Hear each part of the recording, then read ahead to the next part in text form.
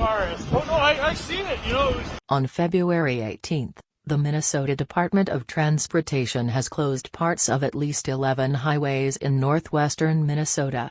In North Dakota, the Highway Patrol closed Interstate 29 from Fargo to the Canadian border due to blowing snow and near-zero visibility.